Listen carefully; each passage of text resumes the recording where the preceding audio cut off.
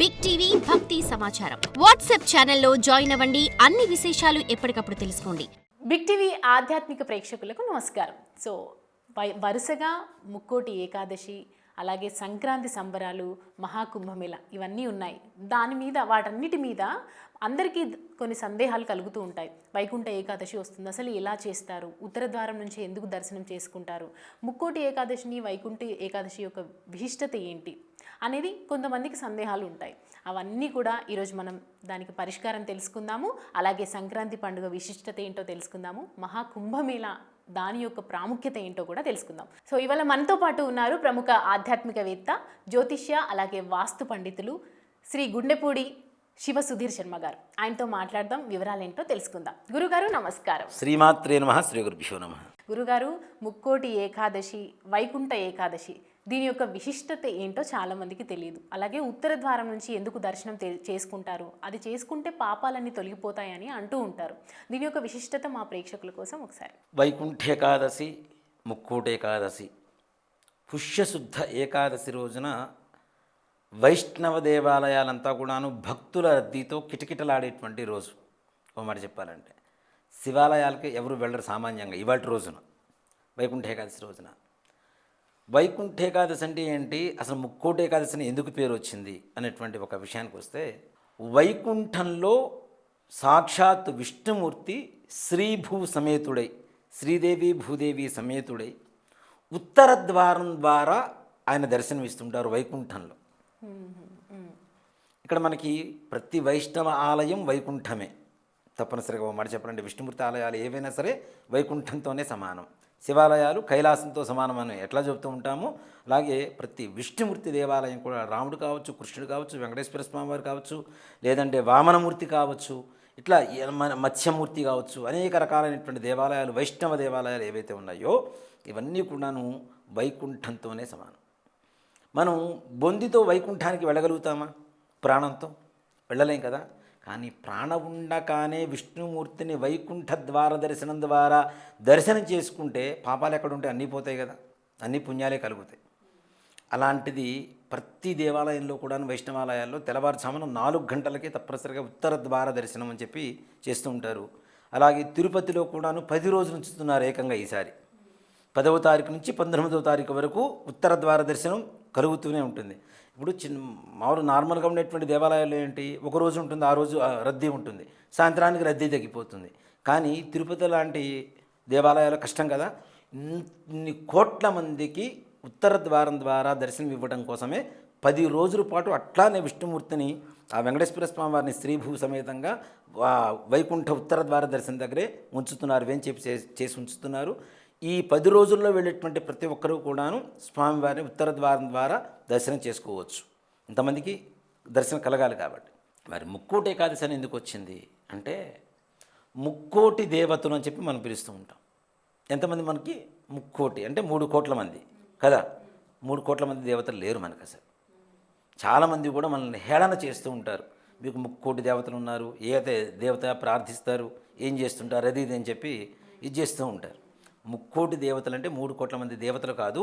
కోటి అంటే సంస్కృతంలో మార్గము, విధానము అని అర్థం. సంస్కృతంలో మార్గము, విధానము, 3 మార్గములు కలిగినటువంటి దేవతలే ఉన్నారు, కానీ మనకి ముక్కోటి దేవతలు లేరు. ఇది ముఖ్యంగా ముందు మనం తెలుసుకోవాల్సినటువంటి విషయం. 3 విధానములు కలిగినటువంటి దేవతలు కూడా విష్ణుమూర్తిని వైకుంఠ ద్వారంలో, ఉత్తర ద్వారంలో దర్శనం చేసుకునేటువంటి రోజు కాబట్టి ముక్కోటి ఏకాదశి అని ఒక పరమార్థం చెప్తోంది. అలాగే మానవులకి ఈ వైకుంఠ ఏకాదశి రోజున ఎవరైతే విష్ణునామస్మరణ చేసుకుంటూ ఉపవాసం ఉంటారో, ఒక్క ఏకాదశి రోజు ఉన్న 3 కోట్ల ఏకాదశులు ఉపవాసం చేసినటువంటి ఫలితం కలుగుతుందని శాస్త్రం చెబుతోంది. అంటే 3 కోట్ల ఏకాదశులు ఉపవాసం చేయడం అంటే ఒక జీవితకాలంలో సరిపోదు, కానీ చేస్తే ఎంత పుణ్యం వస్తుందో అంత పుణ్యం ఒక్క వైకుంఠ ఏకాదశి రోజున ఉపవాసం చేసి నామస్మరణ చేస్తే వస్తుందని చెప్పి శాస్త్రం చెబుతోంది. మరి ఏం చేయాలి, ఎలా చేయాలి, అసలు వైకుంఠ ఏకాదశి రోజున ఎలా విష్ణుమూర్తిని మనం ప్రసన్నం చేసుకోవాలి, ఎలా చేస్తే ఆయన ప్రసన్నమవుతాడు అనేటువంటి ఒక విధానానికి వస్తే, చాలామంది అడుగుతుంటారు, ఏం పూజలు చేయమంటారు, అది చేయమంటారా, ఇది చేయమంటారు, అట్లా ఇట్లా అంత ఖర్చు పెట్టాలి, ఇంత ఖర్చు పెడదాం, అది చేస్తాం, ఇది చేస్తామని. ఏమి చెయ్యకుండా ఉంటే పుణ్యం వస్తుంది. ఏం చేయకుండా ఉంటే, చెడ్డ పనులు చేయకుండా ఉంటే పుణ్యం వస్తుంది. ఎదురు వాళ్ళ మీద పడి ఏడవటం, ఇంట్లో అత్తామామల్ని సరిగా చూసుకోలేకపోవటం, కొడుకు తల్లిదండ్రులను చూసుకోకుండా ఇష్టం వచ్చినట్టు మాట్లాడడం, పిల్లల్ని తిట్టడం, ఇంట్లో అపరిశుభ్రంగా ఉండడం, ఎక్కడ కూడా శుభ్రత లేకుండా 11కో 12కో నిద్ర లేచిన నైటీ మీదనే వంట చేయకుండా ఉండడం, ఇవన్నీ చేయకుండా ఉంటే పుణ్యం వస్తుంది. నెంబర్ 1. ఒక గోవు దగ్గరికి ఒక ముత్తైది వెళ్ళింది. అరటిపండు పెడుతుంటే తింటలా, బలవంతం చేస్తుంది, తింటలేదు ప్రయత్నం చేస్తూనే ఉంటుంది కానీ తింటలేదు. చివరికి ఆవు కోపం వచ్చేసి ఒక పొడి చేసింది. అవతల పోయి పడిపోయింది ఆవిడ. వెనక్కి తిరిగి ఆవు వస్తూ ఉంటే పక్కన ఉండేటువంటి ఇంకొక ఆవు అడిగిందిట, ఆవిడ అంత ప్రేమగా పెడుతుంది కదా, నువ్వెందుకు తింటలేదు అని.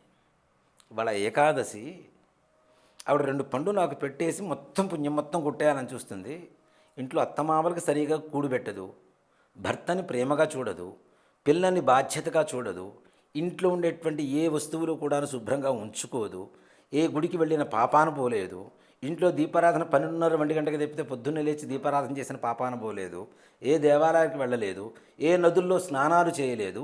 ఇవన్నీ ఏమీ చేయకుండా, అంటే మన బాధ్యత ఏదైతే ఉందో, కర్తవ్యం ఏదైతే ఉందో అదేవి చేయకుండా 2 పండ్లు నాకు పెట్టేసి పుణ్యం మొత్తం వాడి ఖాతాలో వేసుకోవాలని వచ్చింది. అలాంటి వాళ్ళు పెట్టినవి నేను తినను అని చెప్పిందట యావు పక్కావతు. దీన్ని బట్టి ఏంటి మనం చేయాల్సింది, మన కర్తవ్యం తప్పనిసరిగా మనం నిర్వర్తించాలి. దాని తరువాతనే దైవమైనా ఏమైనా. పతే ప్రత్యక్ష దైవం అంటారు, తల్లిదండ్రులు దైవం అంటున్నాం, పిల్లలు దేవుడితో సమానం అంటున్నాం. వీళ్ళందరినీ వదిలేసి ఎక్కడ ఉన్న దేవుడిని వెతుక్కుంటూ పోతే దేవుడు ఎందుకు కనపడతాడు మనకి? అవునా? ప్రతి రాయిలో రప్పలో దేవుడిని చూస్తున్నావు, ఇంట్లో సజీవంగా ప్రాణంతో ఉన్నటువంటి వాళ్ళలో దేవుడిని చూడలేకపోతున్నావు, కనీసం జీవుని చూడలేకపోతున్నాం మనం. వాళ్ళకి చేయవలసినటువంటి పని వాళ్ళకి చేయకుండా మన ఇష్టం వచ్చిన మనం దేవాలయానికి పోతాం. కొంతమంది ఉంటారు నాన్న, అత్తమామల్ని లోపల పెట్టేసి తాళం వేసేసి తాళం చెవి పాకెట్లు వేసుకొని వెళ్ళిపోతుంటారు గుళ్ళకి. దానివల్ల ఏం పుణ్యం వస్తుంది? ఇంట్లో అత్తమామలు ఆకలి అని చెప్పి ఏడుస్తూ ఉంటే, వాళ్ళ గిన్నెలు వెతుక్కుంటూ కూర్చుంటే, దేవుడికి తీసుకెళ్ళి నువ్వు పంచపక్ష ప్రమాణం నివేదన పెడతానంటే దేవుడు కరుణిస్తాడా? అవునా? జీవుడే దేవుడు అని చెప్తున్నాం కదా. మనదేంటి? అద్వైత సిద్ధాంతం మనది. ఆహా అంటే లేదు, కాదు అని. ద్వైతం అంటే రెండు లేవు. జీవుడు దేవుడు వేరు కాదు, జీవుడే దేవుడు అని చెప్పే సిద్ధాంతమే మన సిద్ధాంతం. అలాంటి ఎదురుగా కనబడుతున్నటువంటి జీవుడిని మనం రక్షించకుండా, వాళ్ళకి కావాల్సినటువంటి పనులు చేయకుండా దేవుని ప్రార్థిస్తారంటే దేవుడు ఎక్కడ కూడా కరుణించాడు. నెంబర్ 1. నెంబర్ 2, మనం చేసేటువంటి ప్రతి దాంట్లో కూడాను ఎదురు వాళ్ళకి హాని కలగకూడదు అని చెప్పేదే మన హైందవ ధర్మం. మన పను మనం చేసుకోవాలి, ఎదురు వాళ్ళని ఎప్పుడు కూడాను పాడైపోయేలాగా, వాళ్ళకి చెడు కలిగేలాగా, ద్రోహం కలిగేలాగా ఏ పనులు చేయకూడదు అని. అందుకనే మన హిందూ ధర్మం ఎంత సూక్ష్మంగా ఉంటుంది అంటే, ఎదురు వాళ్ళకి ప్రాణహాని కానీ ఏదైనా హాని చేయకూడదని చెప్పే దాంట్లో చిన్న విషయంలో ఉంటుంది నాన్న. మనం బ్రష్ చేసుకునేటప్పుడు, ఇప్పుడున్న పరిస్థితులు కాదు, బ్రష్ చేసుకునేటువంటి విధానం కూడా, దంతధావనాన్ని కూడా ఒక విధానం చెప్పారు. పళ్ళు తోముకునేటప్పుడు ఇప్పుడు ఏం చేస్తున్నాం, సెల్ ఫోన్ పొద్దున్న లేవగానే చెవి దగ్గర పెట్టుకుంటాం, బ్రష్ నోట్లో పెట్టుకుని అటు ఇటు తిరుగుతూ ఉంటారు. అవునా? ఇది కూడా తప్పు. దీంట్లో కూడా ప్రాణహాని కలుగుతుందని చెప్తుంది మన ధర్మం. ఎలా అంటే, పూర్వకాలంలో వేపుల్లో ఏదోటి తీసుకొని పళ్ళు తోముకునేవాళ్ళు తప్పనిసరిగా. ఉత్తరేణి పుల్ల కానీ వేప పుల్ల కానీ తీసుకొని పళ్ళు తోముకునేవాళ్ళు. వాళ్ళు కూడా స్థిరంగా ఒకే చోట నిలబడి పళ్ళు తోముకునేవాళ్ళు. దేనికి? ఇప్పుడంటే ఫ్లోరింగ్ వచ్చినాయి, బండలు వచ్చినాయి, అంతా మనకి అక్కడ నేల చుట్టాన్ని కూడా కనబట్టలా. రోడ్డు మీదకి వెళ్తే తప్పితే మట్టి తెలియదు మనకి కదా. మట్టిలో నడిస్తే కదా పాదాలకు ఉండేటువంటి ప్రెషర్ వచ్చేది, కరెక్ట్ ఆరోగ్యం, ఈ షుగర్లు బీపీలు రాకుండా ఉండేది. అవన్నీ వదిలేసి తారు రోడ్ల మీద నడుస్తాను, వాకింగ్ చేస్తాను, షూ వేసుకుంటానంటే ఏ రకమైనటువంటి ప్రయోజనాలు లేకుండా ఉంటున్నాం ఇప్పుడు మనం. ఈ నేల ఎక్కువగా ఉండేది కాబట్టి నేల మీద చీమలు, సూక్ష్మక్రిములు, కొన్ని క్రిములు ఉంటాయి, అంటే ఆమె జీవాలు, ఈగలు, దోమలు ఇట్లాంటివి ఉంటాయి కదా. అవి తెల్లవారుసామున పడుకున్నప్పుడు మనం దంతధావనం చేసినప్పుడు ఎక్కడైతే రాత్రి మొత్తం ఊరినటువంటి లాలాజలం మనం ఉమ్మేస్తున్నామో అది విషంతో సమానం కాబట్టి అక్కడ ఉండేటువంటి జీవులు చచ్చిపోతాయి. తిరుగుతూ బ్రష్ చేసుకుంటూ ఉంటే ఎక్కడ పడితే అక్కడ ఉమ్మేస్తూ ఉంటావు, అక్కడ ఉండేటువంటి జీవులు మొత్తం కూడా చచ్చిపోతాయి. కాబట్టి నువ్వు ఒకే చోట స్థిరంగా నిలబడి బ్రష్ చేసుకోమని శాస్త్రం చెప్తోంది. అంటే చిన్న దాంట్లోనే ఎదురు వాళ్ళకి హాని చేయకూడదు, వేరే జీవులకు హాని చేయకూడదని మనం చెప్తూ ఉంటే, ఇంట్లో ఉన్న పెద్దవాళ్ళందరినీ కూడా గొడవ పెట్టేసి మన గుడికి వెళ్తే దేవుడు ఒప్పుకుంటాడా? ఒప్పుకోడు. కాబట్టి మన కర్తవ్యం ముఖ్యంగా చెప్పాలంటే, ఇంట్లో లక్ష్మీ నివాసం ఉండాలంటే 3 పనులు చేయండి నాన్న. 4ంటికి లేవటం, బ్రష్ చేసుకోవటం, స్నానం చేయటం, తర్వాత ఇంటిని శుభ్రం చేయటం, ఇల్లు మొత్తం చిమ్ముకొని, వంట మొత్తం చేసుకొని, టిఫిన్లు తిని, ఆ రాత్రి పడుకున్నటువంటి వస్త్రాల మీద భోజనం కూడా చేసి, అంతా అయిపోయిన తర్వాత ఫ్రెష్గా తయారై ఇప్పుడు బయటికి వెళ్ళేవాళ్ళు చాలామంది ఉన్నారు. అది తప్పు. దానివల్ల అనారోగ్యం మనం కోరి తెచ్చుకుంటున్నాం. మన హిందూ ధర్మం అంటే దేవుడు అని చెప్తున్నాం కదా, ప్రతిదీ దేవుడి పేరుతో చేసి మనం ఆరోగ్యాన్ని నింపుకోవడమే మన హిందూ ధర్మం. గొప్ప లక్షణం అదే. మన హిందూ ధర్మంలో దేవుడికి నివేదన పెడతాం. ఒక్కొక్క సీజన్లో ఒక్కో రకమైనటువంటి నివేదన పెడుతూ ఉంటామా? ఆ సీజన్లోనే ఎందుకు పెట్టాలి? ఆ సీజన్లో దేవుడికి పెట్టి మనం తింటున్నాం కాబట్టి మన ఆరోగ్యం కాపాడుకుంటున్నాం మనం. అంతేగాని పేరు దేవుడిది, నిండేది మాత్రం మన కడుపేగా. అవునా కదా? పొద్దున్న దద్దోజనం తినమంటారు ఒక సీజన్లో, ఒక సీజన్ పులిహోర తినమంటారు, ఒక సీజన్లో ఇంకో రకమైనటువంటి వంటకాలు తినమని చెప్తుంటారు. ఇవంతా కూడా ఏంటి? ఆరోగ్య సూత్రం. చలికాలంలో వేడిని పుట్టించేవి, ఎండాకాలంలో చల్లదనాన్ని చేకూర్చేటువంటి వస్తువులు తినమని మన శాస్త్రం చెబుతుంది. సీజనల్గా మనకు వస్తున్నటువంటి పండు కావచ్చు, ఆహారాలు కావచ్చు, ఇవన్నీ కూడా ఎందుకు వస్తాయంటే మన ఆరోగ్యం కోసమని. మన హిందూ ధర్మం మొత్తం కూడాను మానవ జీవన విధానము, అంతేకాని వేరేది కాదు. మరి దేవుడికి ఎందుకు చేయాలి అంటే, మనం చేస్తున్నటువంటి పనులు, మనకి ఈ జీవనాన్ని ఇచ్చినందుకు, మనం తింటున్నటువంటి ఆహారం కావచ్చు, ఏదైనా సరే భగవంతుడు ఇచ్చినటువంటి ప్రసాదం. మనం ఎవరన్నా మనకి ఏదైనా గిఫ్ట్ ఇస్తారు, మనం థ్యాంక్స్ చెప్తామా లేదా? అలాగే భగవంతుడు మనకి ఇంతటి జన్మనిచ్చి ఇలాంటి పరిస్థితిని ఇచ్చినందుకు ఆయనకి కృతజ్ఞతగా ఆయనకు పూజ చేసుకోవడం మన విధానం. మరి ఏం పూజలు చేస్తే పుణ్యం వస్తుంది వైకుంఠ ఏకాదశి రోజున? ఇందాక చెప్పినట్టుగానే చెడ్డ పనులే కాదు, వేరే పూజలు కూడా ఏమీ చేయవలసినటువంటి అవసరం లేదు వైకుంఠ ఏకాదశి రోజున. ప్రొద్దున్నే స్నానం చేసి మీకు దగ్గరలో ఉండేటువంటి వైష్ణవాలయాల్లో వైకుంఠ ద్వార దర్శనం చేసుకొని రండి. ఇంకా అవకాశం ఉంటే ఇంట్లో ఉండేటువంటి పూలు 4 పూలు, 4 తులసి దళాలు కోసుకొని వెళ్ళి దేవాలయంలో సమర్పించండి. ఆ దేవాలయానికి వెళ్ళే ముందుగానే ఇంట్లో ప్రొద్దున్నే దీపారాధన చేసుకోండి. దీపారాధన చేసినప్పుడు మనం భగవన్ నామం చేస్తాం కదా, ఏం నామం చేయాలి అంటే, అన్ని కష్టాలు తీర్చేసేటువంటి అష్టాక్షరి నారాయణ మంత్రం ఉంటుంది. చిన్న మంత్రం ఏంటి? శివుడికి పంచాక్షరి చెబుతాం కదా, ఓం నమ శివాయ అని. అలాగే విష్ణుమూర్తికి ఓం నమో నారాయణాయ. నామస్మరణ మాత్రేణ జన్మ సంసార బంధనాత్ అని చెప్పి శాస్త్రం చెబుతుంది, విష్ణు సహస్రనామంలో చెబుతూ ఉంది మనకి. ఒక్క నామస్మరణ చేస్తే చాలు ఎన్ని రకాలైనటువంటి కష్టాలన్నీ కూడా తొలగిపోతాయినా అని చెబుతుంది. కాబట్టి అష్టాక్షరి మంత్రాన్ని ఎవరైతే పరమ పవిత్రంగా భావించి భక్తితో మనస్ఫూర్తిగా భగవంతుడి మీద విశ్వాసంతో స్మరిస్తూ ఉంటారో ఆ రోజంతా, వాళ్ళతో విష్ణుమూర్తిని స్మరిస్తే పక్కన ఎవరు ఉంటారు? విష్ణుమూర్తి పక్కన లక్ష్మీదేవి ఉంటుంది కదా, లక్ష్మీదేవి ఆటోమేటిక్ ఇంటికి వస్తుంది అష్టైశ్వర్యాలతో. కాబట్టి పూజలు పునస్కారాలు ఇవన్నీ తీసి పక్కన పెట్టండి, వీటి మీద ధ్యాస చూపించేదానికంటే ఒక నామంతో భగవంతుడికి దగ్గరవండి, భగవంతుడు మీకు దగ్గరవుతాడు. లక్ష్మీదేవి సమేతంగా లక్ష్మీనారాయణ స్వామి వారు మన ఇంట్లో తిష్ట వేసుకొని కూర్చొని ఆయన అష్టాక్షరి మంత్ర ప్రభావం చేత ఏ రకమైనటువంటి కష్టాన్ని కూడా గడప దాటనివ్వకుండా ఆయన సంరక్షిస్తూ ఉంటాడు. ఆ మంత్రమే పరమ పవిత్రమైనటువంటి ఓం నమో నారాయణాయ. దీన్ని మనం జపం చేయమంటే ఓం నమో నారాయణాయ, ఓం నమో నారాయణాయ ఇలా చేయడం వల్ల ఏ రకమైనటువంటి ప్రయోజనం ఏమీ లేదు. ప్రశాంతంగా ఓం నమో నారాయణాయ ఈ విధంగా నిదానంగా. ఇప్పుడు మనం ఏం చదువుతున్నామో మనకే అర్థం కాకపోతే భగవంతుడికి ఏం అర్థమవుతుంది కదా? ప్రశాంతంగా చేస్తే, నిజంగా చెప్తున్నానన్న, జపం ఎంత శక్తివంతంగా ఉంటుంది.